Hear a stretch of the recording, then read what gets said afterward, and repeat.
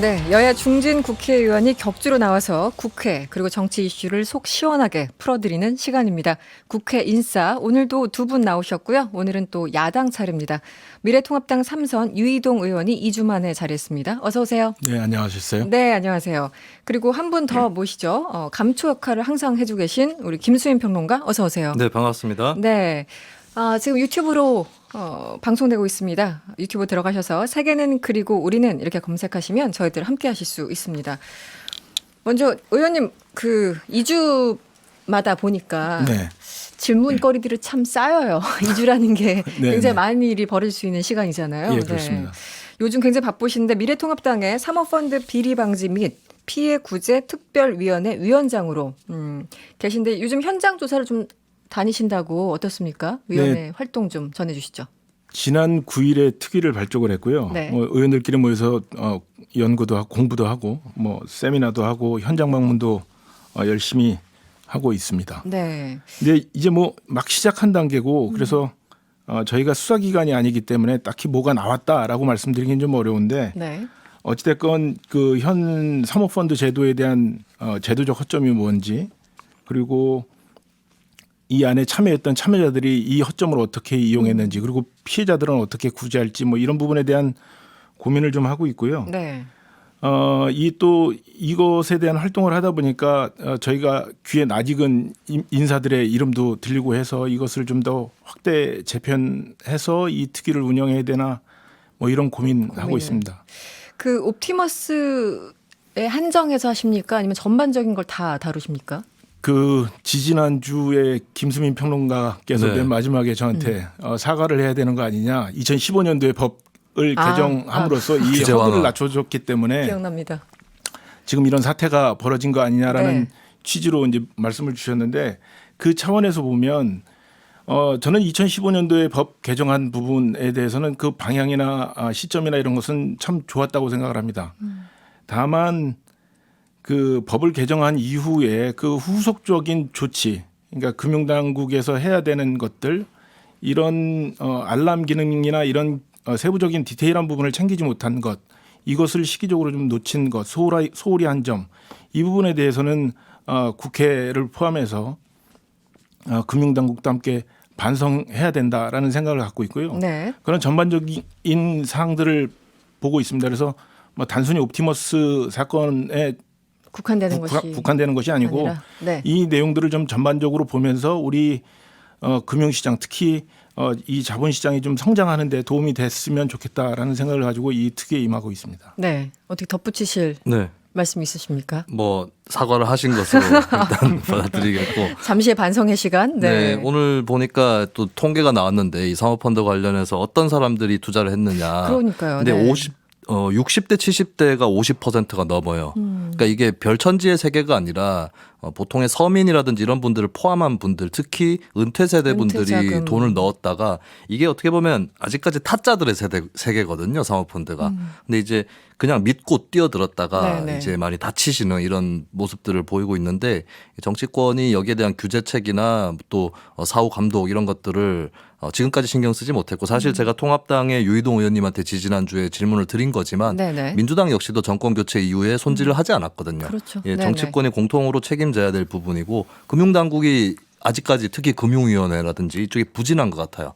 그래서 국회에서도 많은 질책이 필요하지 않나 싶습니다. 어쨌든 사모펀드 관련해서 너무나 피해가 많으니까 이 진입장벽을 조금 대폭 높여야 되는 거에 대해서 적극적으로 좀 검토를 해야 되는 건 아닌가 하는 지적. 저는 좀 방향을 좀 어떻습니까? 다르게 생각을 하는데요. 네. 저희가 집으로 비유하자면 네. 담을 낮춘 셈이죠. 2015년 이후에 이제 그렇죠. 그 법 개정으로 인해서 네. 그 담을 낮췄다고 그래서 그 담을 타고 넘는 그 도둑들을 어떻게 막을 것인가에 대한 생각을 해야지 그걸 담을 높인다고 해서 그 도둑들을 막을 수 있는 방법은 없다고 생각합니다. 오히려 네. 지금 앞서서 말씀 주셨던 것처럼 사후 규제라든지 관리 감독이라든지 이런 부분을 어떻게 촘촘하게 할 수 있느냐. 그리고 최근에 일련의 사건들을 교훈 삼아서 이 사건으로부터 우리가 어디가 허점인지를 좀 찾아보면 네네. 지금보다는 훨씬 더 안전한 자본시장을 되지 않을까 저는 그렇게 생각합니다. 알겠습니다. 오늘 국회 얘기를 좀 더 해보죠. 김창룡 경찰청장 후보자 그리고 한상혁 방통위원장 후보자에 대한 인사청문회가 동시에 진행됐는데요. 아무래도 박원순 전 서울시장 이 성추행 의혹 문제 때문에 경찰청장 후보자에 대해서 훨씬 더 이제 이목이 쏠린 거는 사실인 것 같습니다. 네. 오늘 전반적으로 인사청문회 어떻게 보셨습니까? 글쎄요, 제가 뭐 하루 종일 저희 상임위가 아니다 보니까 네네. 관심 있게 보지는 않고 중간중간 언론에서 요약본을 봤는데요. 네. 지금 그 국민들께서 관심이 많으신 것은 이 경찰이 박원순 시장의 그 죽음과 관련돼서 또 박원순 시장을 상대로 고소한 그 피해자의 사건과 관련돼서 이 네. 억울함 또 이 답답함을 풀어줄 수 있겠느냐라는 데 관심이 많이 모인 것 같고요. 네. 이것이 오늘 김창룡 후보자 인사청문회에서도 그대로 드러난 것 같은데 네. 제가 보기에는 법적으로 해서 보면 공소권 없음으로 결정을 내리는 것, 뭐 이렇게 대답을 하는 것, 이것은 뭐 지극히 당연한 것 같아요. 그렇다면 이 문제를 그냥 이대로 두고 갈 수밖에 없는 것이냐, 우리가 이 사건의 실체에 접근할 수 없는 것이냐, 이 부분은 좀 다르게 생각을 하거든요. 네. 네. 지금 이 고발건 외에도 서울시 공무원들이 이 조직적으로 이 문제를 은폐하거나 뭐 아니면 방조했느냐에 네네. 대한 그 고발건도 있고요.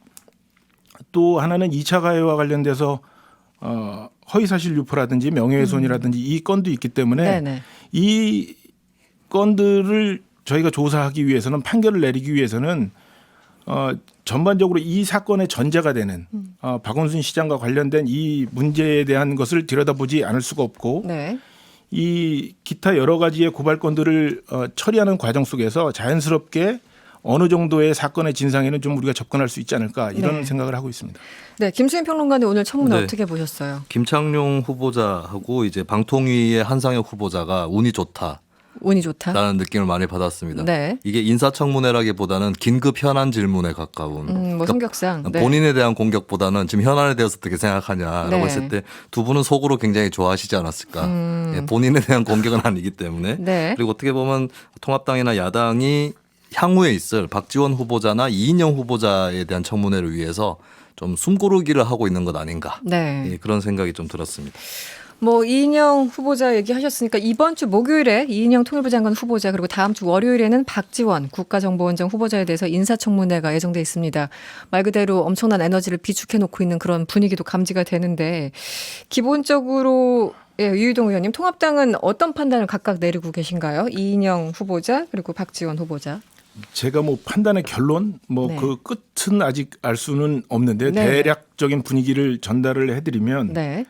그 지금 현재 당내 분위기는 일단 그 이인영 후보자와 관련돼서는 국가보안법 폐지 등 뭐 이런 데 적극적으로 나섰던 분이고 또 박지원 후보자와 관련해서는 대북 송금 관련된 문제점 등을 이야기를 하면서 이 북한의 입맛에 맞춘 인사가 아니냐라는 분위기가 좀 있고요. 네. 통합당 내에서요. 네.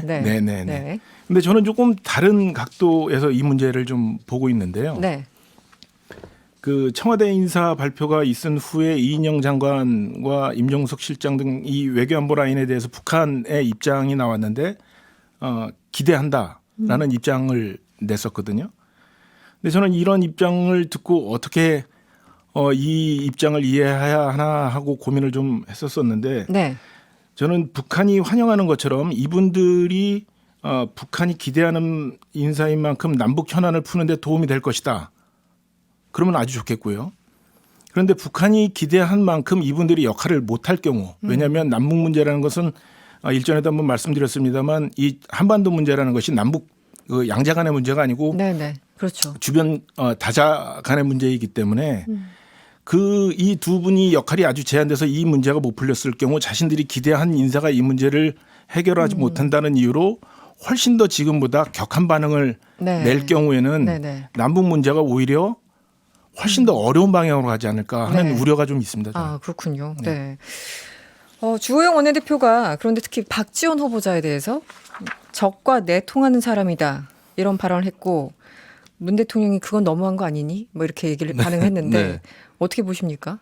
아니 적과 내통하는 사람이면 네. 그 간첩 신고를 하든지 해야 될 것 같은데요. 네. 너무 심한 말이 아니라 이게 차원을 넘어선 말이 아닌가 싶어요. 좀, 네. 그리고 주호영 원내대표와 박지원 후보자의 정치 행적을 보면 하나의 겹치는 부분이 있는데 그것은 박근혜 전 대통령 탄핵 때 같이 찬성표를 던졌던 네. 예, 그런 또 공통점도 있다는 것입니다. 그럼 그런 행보들을 이런 내통하는 사람과 했다는 건지 그게 이제 주호영 원내대표께서 좀 손가락이 달을 봐달라, 손가락을 보지 말아달라 네네. 이렇게 좀 해명 겸 반론을 하셨는데 네. 그 손가락이 가운데 손가락이에요. 그런 손가락을 볼 수밖에 없습니다. 이게 네네. 너무 심한 이거는 이제 뭐 어느 편의 문제가 아니라 정치에서 진짜 적과 내통하는 사람을 내정할 정도면 정부를 엎어야 되는 사안 아니겠습니까? 네, 이런 특히, 과잉 네. 언어가 오가지 않았으면 좋겠어요. 박지원 후보자는 어쨌든 국회의원을 여러 번 하셨고 그래도 같이 국회에서 생활을 하셨던 분인데 또 박지원 당시 의원을 뽑은 유권자들도 분명히 있는데 주호영 원내대표 이 발언은 어떻게 보십니까? 수위가 조금 넘어선 건 아닙니까? 참 네. 오늘 참 힘든 시간이에요. 저 별 질문 안 했어요. 예. 그 네. 제가 뭐 공식적으로 드릴 수 있는 말이 아주 제한될 것 같은데 네. 주호영 원내대표의 발언의 취지하고 그 표현의 수준 사이에 일정한 간극이 있다. 근데 저라면 다른 표현을 했겠지만 네네. 그 취지는 그런 게 아니었을 것이다라고 네. 저는 생각을 합니다. 달을 봐야 된다. 네. 네. 달하고 손가락하고 너무 멀어요. 너무 손가락이 가운데 손가락이라서 손가락만 보입니다. 알겠습니다.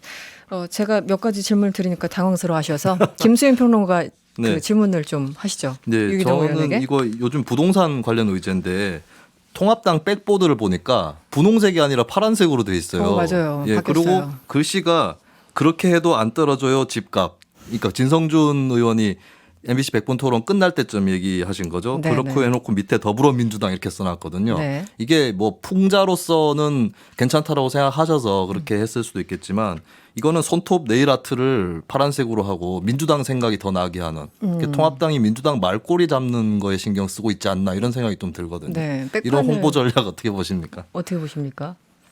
저는 뭐 그 이것이 지속적으로 계속된다고 하면 뭐 그거에 대한 문제 제기를 할 수는 있지만 오늘 하루 그런 뭐라 그럴까요? 한 번쯤? 예, 한 번쯤은 네. 그 민주당의 그러한 겉과 속이 다른 이런 모습을 한번 공격 포인트로 충분히 삼을 수 있었다. 비틀어서 한번 네. 제시할 만했다라고 저는 생각을 합니다. 근데 색깔은 핑크색이어야 되는 건 아니었고요. 더불어민주당이어서 그걸 그냥 강조하기 그렇게 된 위함 아니었을까 싶은데. 앞에 김종인 위원장이 앉아 네. 계셔가지고 네, 이거 네. 4년 전의 사진인가 건가요? 김종인 더불어민주당 비대위 대표 시절인가 순간 착각했었어요. 저는 뭐 재밌게 봤습니다. 그 알겠습니다. 화면을. 다양한 의견들이 지금 나오고 있습니다. 네, 국회 인사 코너고요. 유희동 의원, 김수인 평론가와 함께하고 있습니다. 잠시 광고 듣고 돌아오겠습니다. 네, 국회 인사 미래통합당 유희동 의원 그리고 김수민 정치평론가와 함께하고 있습니다. 3910번님이 문자 주셨어요. 세 분 광고 나갈 때 대체 무슨 얘기 하시는지 유튜브 보고 있으니까 너무 궁금해요. 우리 무슨 얘기했죠? 그 복순술이라고 하나요? 갑자기 네. 기억이 안 나는데 입 모양을 보고 모양을 뭐라고 하는지 읽는 거. 파악하는 네, 네. 그거를 한번 익히시면 알 네. 수 있으실 것 같습니다. 네, 지금 유희동 의원님이 얼마나 열심히 평택에서 살아가시는지 뭐 네. 이런 등등의 얘기를 하고 있었습니다. 네. 이 얘기를 해보죠. 이재명 지사 살아서 돌아왔습니다. 일단 어떻게 보였어요? 무죄 선고 났고 무죄 뭐 파기환송이지만요. 네. 정치권에 상상하는 얘기지만 네. 그 법원의 판단, 법원의 결정을 존중해야죠. 존중합니다. 예, 네. 끝입니까? 네. 네, 알겠습니다. 경기도지사가 요즘 이제 발언을 굉장히 좀 높이고 있는데 먼저 그 김수인 평론가는 이 발언 어떻게 보십니까? 서울시장하고 부산시장 네. 예전에 한번 얘기를 했었으니까 그 민주당이 공천하지 않는 것이 옳다 네. 이렇게 의견을 적극적으로 개진하고 있는데 네. 어떻습니까? 저는 이 예전에 이재명 지사가 총선 때도 위성정당에 대해서 반대하는 의견을 냈었거든요. 그러니까 지금 경기도지사로 있다 보니까 당의 사정에서 자유롭고 네. 소신대로 발언할 수 있는 여건이 되는 것 같아요. 근데 문제는 거꾸로 이제 당무에 관여를 해서 당원들과 함께 움직임을 해서 이렇게 관철시킬 생각이 있는 것인가? 네. 그러니까 말하는 것은 좀 편하지 않을까? 음. 예, 그렇게 생각이 들고 실제로 이제 이재명 지사가 민주당에서 주류라고 보기 어려운 입장이기 때문에 네. 당장에 이제 우리 코너에도 출연하시는 정청래 의원이 오늘 반박을 하셨거든요. 그렇죠. 이재명 예. 지사와 각을 세웠죠. 그렇다면 네네. 이재명 지사가 이제 어차피 안 들어줄 것을 얘기한 거 아닌가 네. 이런 생각도 좀 듭니다. 뭐 선명성 경쟁에서는 어쨌든 유리한 구도에 있다. 선명성 또 선명성이고 이제 대중적으로 특히 뭐 지지자가 아닌 대중들이 봤을 때도 네. 조금 더 원칙적이다라는 이미지를 줄 수는 있겠죠. 어떻게 보셨어요? 이재명 지사 이 발언. 서울시장과 부산시장은 민주당에 공천하면 안 된다. 네. 저는 뭐 민주당이 꼭 후보를 낼 거라고 생각을 하고 있는 사람이기 때문에 네. 뭐 이재명 지사 입장에서는 원칙적인 말이 아니었는가. 다만 그 당원에 있으니까 민주당 당원에 있는 내용이니까 네. 원칙적인 이야기를 했습니다만 본인에게 지금 이 전국에서 이목을 집중시키는 데는 큰 역할을 한 게 한것 아닌가. 같다. 네, 그렇게 네. 생각을 합니다. 그 요즘 지난주에 이 결론이 나고 이제 이재명 경기도지사의 정책 앞날에 대해서 여러 가지 또 다양한 전망들이 나오고 있는데요. 당장 뭐 여론조사를 보면 요즘 여론을 보면은 이낙연 후보 뒤를 이재명 지사 그리고 윤석열 검찰총장이 맹렬하게 추격하고 있다고 하는데 이런 흐름은 어떻게 보십니까, 유희동 의원님? 저는 일단 이낙연 지사, 그러니까 이낙연 의원님이죠. 이낙연 의원이죠. 예, 이낙연 의원의 지지율이 좀 빠지고 이재명 지사의 지지율이 좀 오르는 것은 지금 전통적인 민주당 지지자분들 사이에서는 기존의 방식대로 가서는 우리가 재집권하는데 좀 어려움이 있지 않겠느냐라는 그 불안감의 반영 네네. 정도로 그 움직임이 있는 것 같고요. 네. 윤석열 총장의 뭐 맹추격 이 부분은 어찌됐건 지금 현재 문재인 정부하고 민주당의 그 정책 실정에 대해서 좀 지치거나 실망하거나 그 불만이 있으신 분들 네. 입장에서는 어떻게든지 이분들의 재집권을 막아야 된다는 그런 절박함 이런 것들이 모아지면서 이런 숫자가 나온다고 생각을 하고 그렇다면 왜 그 대상이 윤석열이냐 네, 윤석열 네. 총장이냐라는 부분에 대해서는 뭐 지난 총선 결과에서도 저희가 볼 수 있습니다만 그 당에 대한 신뢰라고 할까요? 국민들의 지지가 네. 상대적으로 약하다 보니까 여기에 대해서는 우리 새로운 지도자에 대한 막연한 그런 희망, 기대, 갈구 네. 이런 것들이 표현됐고 그런 것들이 윤석열 총장 지금 현재 법무부 장관이나 뭐 이런 검찰 개혁 과정에서의 그 대립 이런 네네. 것들이 영향을 줘서 윤석열 총장이 급부상하는 게 아닌가 이런 생각을 하고 있습니다. 김수민 평론가 어떻게 네. 보셨어요? 이런 여론조사 추이에 대해서 좀 얘기를 해주시면. 네, 저는 여론조사에 충성하지 않습니다. 네, 네, 이렇게 윤석열 총장이 얘기할 것 같은데요. 얘기할 것 이건 통합당의 굴욕이에요. 네, 통합당의 1, 2, 분위기다. 3등 안에 통합당 의원 인사들이 아무도 없고 이게 2016년 말 2017년 초에 대선 전국 때 한동안 자유한국당 후보가 2위 안에 못 들어가는 네네. 2위가 계속 이재명, 반기문, 안희정, 안철수 이렇게 바뀌는 그 상황이 지금 들어와 있다는 거거든요. 네. 그 윤석열 총장 또 국민들 사이에서 윤석열 총장이 확실하게 통합당 쪽 사람이냐 이런 인식이 강한 것도 아닙니다. 네. 강했더라면 윤석열 총장 또 지지율이 내려갔을 거예요. 오히려. 예, 네. 그렇다면 지금 이거 굉장히 통합당 역사상 최대 대굴욕이 아닌가. 좀 이렇게 안 좋은 보여집니다. 신호다. 네. 그리고 오늘 뭐 시간 많지 않습니다만 짧게 유희동 의원님 오늘 김태년 교섭단체 대표연설 보셨는데요. 네. 아까 제가 잠깐 여쭤봤을 때 김태년 원내대표 발언 듣고 화났다 이렇게 네. 말씀하셨어요. 왜 네. 화가 났는지 짧게 얘기를 부탁드릴게요. 네.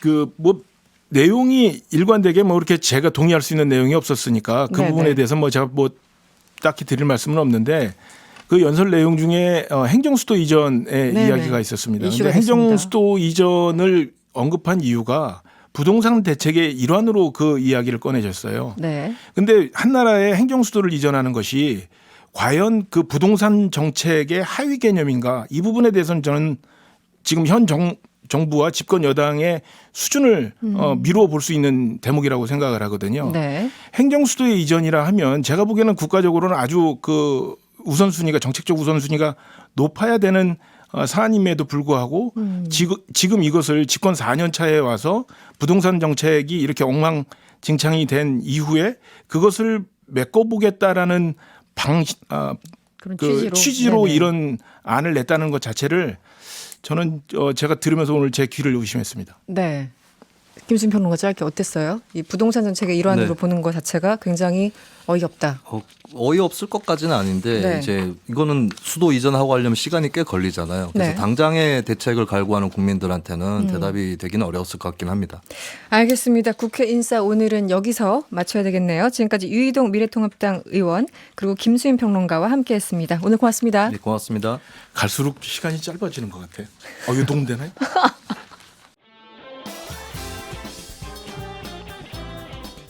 여러분의 퇴근길을 꽉 채워드립니다. 평일 저녁 6시 5분 이승원의 세계는 그리고 우리는